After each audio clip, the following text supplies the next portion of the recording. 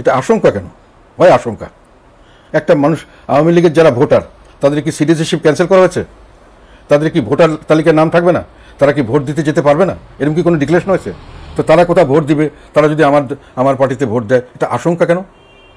Y U turn এটা আশঙ্কা? এই যে বলছি, আশঙ্কা কথাটাকে বের করা হয়েছে। কে বের করেছে? ওই যে গভর্নমেন্ট, যারা 1 নম্বর বা 2 নম্বর গভর্নমেন্ট, 3 নম্বর বা 4 নম্বর গভর্নমেন্ট না, তারা এটাকে আশঙ্কা হিসাবে প্রচার করে দিচ্ছে। সবাই বলছে আশঙ্কা।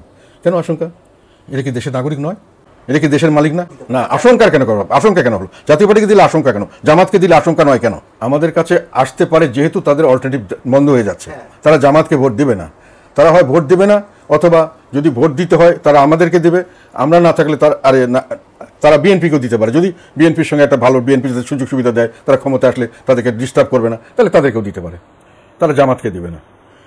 তাহলে বিএনপিকে দিলে আশঙ্কা হবে না, জামাতকে দিলে আশঙ্কা হবে না, জাতীয় পার্টিকে দিলে কথাটা আশঙ্কা হবে কেন? আমরা তো এখন ব্যান্ড পার্টি নই, এবং ব্যান্ড হওয়ার কোনো কারণই নেই। আমরা কোনো গণহত্যার সঙ্গে জড়িত না, কোনো সময় ছিলাম না। আমাদের কোনো আরপি অনুযায়ী কোনো কিছু আমরা ভায়োলেট করিনি। আমরা কোনো সন্ত্রাসী সংগঠন না। আমাদেরকে কোনো মামলা দেওয়া হয়নি, সেইভাবে মামলা দিয়ে রায়ও দেওয়া হয়নি। আমরা সম্পূর্ণভাবে লিগ্যাল বৈধ দল হিসেবে আছি। আমাদেরকে যে কোনো লোক, যে কোনো নাগরিক আমাকে ভোট দিতে পারে। যে কোনো নাগরিক আমি যদি সুটেবল মনে করি আমার থেকে নির্বাচন করতে পারে।